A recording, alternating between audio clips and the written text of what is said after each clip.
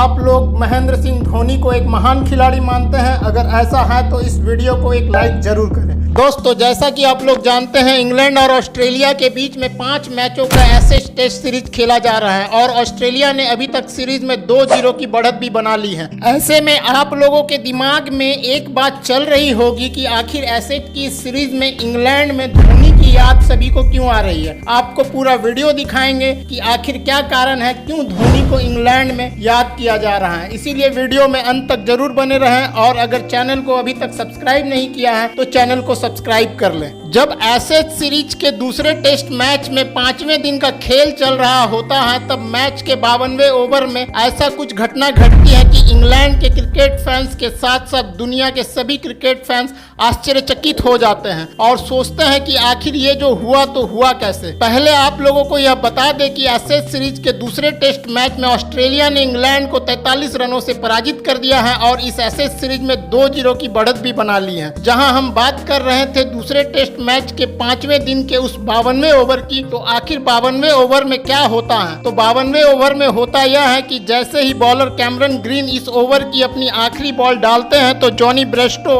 इस बॉल को छोड़ देते हैं विकेट कीपर की ओर जाने के लिए और उसके बाद जैसे ही ये बॉल ऑस्ट्रेलिया के विकेट कीपर एलेक्स कैरी के दस्तानों में जाती है, वो बॉल विकेट पर थ्रो कर देते हैं। वहीं पर जॉनी ब्रेस्टो जो क्रीज पर थे, वो बॉल को छोड़ने के बाद क्रीज से बाहर निकल जाते हैं क्योंकि जॉनी ब्रेस्टो ऐसा मान रहे थे कि ओवर समाप्त हो चुका है और अब क्रीज से निकलने में उन्हें कोई दिक्कत नहीं है। लेकिन असल में क्रिकेट का जो नियम है, रूल है, वह यह कहता है कि जब भी आप क्रीज को छोड़ रहे हैं, चाहे बैटिंग एंड से हो या बॉलिंग की एंड से हो, आपको हल्का सा इशारा करना पड़ता है। अगर आप बॉलिंग एंड पे खड़े हैं तो आपको एम्पायर को इशारा करके बताना पड़ता है कि मैं क्रीज को छोड़ रहा हूं क्योंकि बॉल डेड हो चुकी है। वहीं पे अगर आप बैटिंग एंड पे खड़े हैं तो आपको बॉलिंग टीम को या तो स्क्वायर लेग एम्पायर को हल्का सा इशारा कर बताना पड़ता है कि आप क्रीज को छोड़ रहे हैं। लेकिन जॉनी ब्रेस्टो ने ऐसा कुछ भी नहीं किया और बहुत बार ऐसा देखा जाता है कि बैट्समैन इस नियम को नहीं मानते हैं। असल में यह जो नियम है क्रिकेट का, यह बैटिंग और बॉलिंग टीम की आपसी समझ से चलता है। तो अक्सर यह देखा जाता है कि जब भी कोई बैट्समैन ने बॉल को छोड़ता है या कोई फील्डर बॉल को पकड़ता है तो उसके 3-4 सेकंड के बाद जो बैट्समैन होता है वह क्रीज को छोड़ देता है और बॉलिंग टीम को भी समझ में आ जाता है कि बैट्समैन ने जो क्रीज को छोड़ा है यह साधारण तरीके से छोड़ा है, यहाँ पर कोई रन आउट करने का मौका नहीं बनता है। लेकिन अगर हम बात करें जॉनी ब्रेस्टो की आउट की, तो जाहिर सी बात है जैसे ही जॉनी ब्रेस्टो ये रन आउट होते हैं या कहे तो स्टंप आउट होते हैं, यह होते ही पूरे क्रिकेट जगत 2 भागों में बढ़ जाती है। एक वो होती है जो कहती है कि किसी बैट्समैन को जब क्रिकेट के नियम के अनुसार आउट किया गया है तो फिर इसमें कोई दिक्कत नहीं होनी चाहिए। लेकिन दूसरा धड़ा यह भी कहता है कि यह जो हुआ वह खेल भावनाओं के बिल्कुल विपरीत हुआ। लेकिन अक्सर यह देखा गया है कि जब लड़ाई क्रिकेट की खेल भावनाओं और क्रिकेट के नियम के या रूल के बीच में होती है तो इसमें ना कोई हारता है और ना ही कोई जीतता है। लेकिन अगर इस घटना को एक साधारण तरीके से देखा जाए तो जॉनी ब्रेस्टो ने क्रीज छोड़ा तो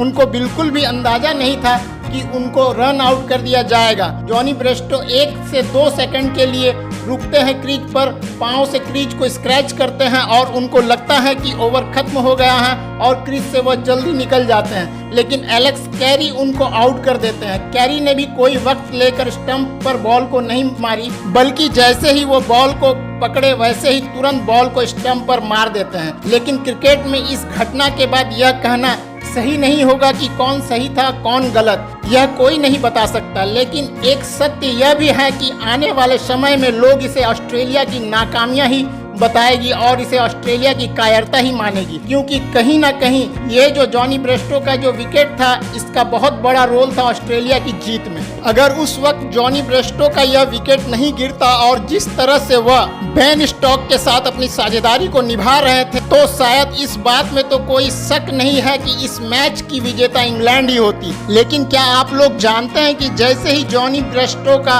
यह विकेट गिरता है और हर जगह वायरल होने लगती है, पूरी क्रिकेट जगत आज से ठीक 12 साल पहले यानी कि 2011 में चली जाती है। 2011 वही साल था जिस साल भारत और इंग्लैंड के बीच में 4 मैचों की टेस्ट सीरीज खेली गई थी। 2011 वही साल था जब धोनी और यान बेल वाली विवाद देखने को मिली थी। इसको हम कंट्रोवर्सी कहेंगे तो इसे गलत माना जाएगा, इसीलिए हम लोग इसे क्रिकेट इतिहास का one of the best moment कहेंगे। यह वही मोमेंट या पल था जिसके लिए 2020 में यानी कि ठीक 2011 के 9 साल बाद आईसीसी ने महेंद्र सिंह धोनी को ICC spirit of cricket award of the decade से सम्मानित किया था। लेकिन मैं आपको थोड़ा सा याद दिलाना चाहता हूं कि जब साल 2011 में भारत और इंग्लैंड के बीच में नॉटिंघम के मैदान पर यह मैच खेला जा रहा था और उस समय यान बेल 137 रन बनाकर इंडिया को परेशानी में डाले हुए थे, तभी ब्रेक से पहले यान बेल पॉइंट्स की तरफ एक शॉट खेलते हैं और प्रवीण कुमार उस गेंद को फील्डिंग के लिए भागकर पकड़ रहे होते हैं, जिसको रोकने में वह पूरी तरह से सफल होते हुए नहीं दिखते हैं और तभी यान बेल को लगता है कि यह गेंद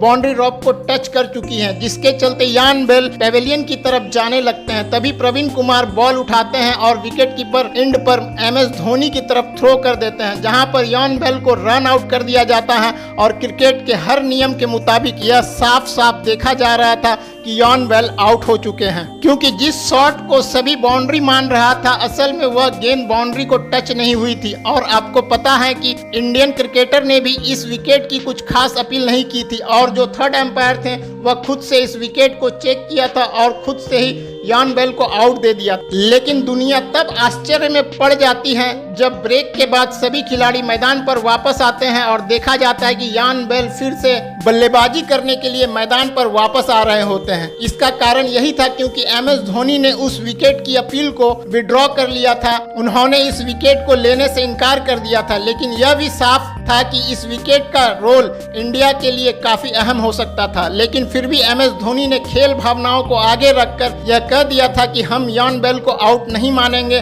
और यान बेल बैटिंग कर सकते हैं। उस वक्त जब यह घटना घटी थी तब इंग्लैंड के सारे अखबार से लेकर न्यूज चैनलों तक में धोनी छा चुके थे और उनकी महानता की चारों तरफ काफी गुणगान हो रही थी और यह कहा जा रहा था कि ऐसा भी कप्तान होता है। यही कारण था कि इस घटना के 9 साल बाद एमएस धोनी को इतना बड़ा क्रिकेट के सम्मान से नवाजा गया था। और जब पिछले दिनों जॉनी ब्रेस्टो का एलेक्स कैरी द्वारा रन आउट किया जाता है तो चारों तरफ इंग्लैंड में यही बात चल रही होती है कि काश ऑस्ट्रेलिया के कप्तान में भी एमएस धोनी की तरह खेल भावनाएं होती तो यह मैच इंग्लैंड शायद जीत चुकी होती। लेकिन मेरे हिसाब से हर बार 2 घटनाओं को एक साथ जोड़ना उचित नहीं होता है, क्योंकि दोनों ही परिस्थितियां अलग होती हैं और इन दोनों ही परिस्थितियों में खिलाड़ियों की मेंटल स्थिति भी अलग अलग होती है और दोनों ही परिस्थितियों में जो जीत और हार के मायने होते हैं वह भी अलग अलग होते हैं। खैर जो भी हो, लेकिन आप लोग जो ये वीडियो देख रहे हैं, आप लोगों को जॉनी ब्रेस्टो के विकेट के बारे में क्या कहना है? क्या जिस तरीके से ऑस्ट्रेलिया ने जॉनी ब्रेस्टो को जीत के लिए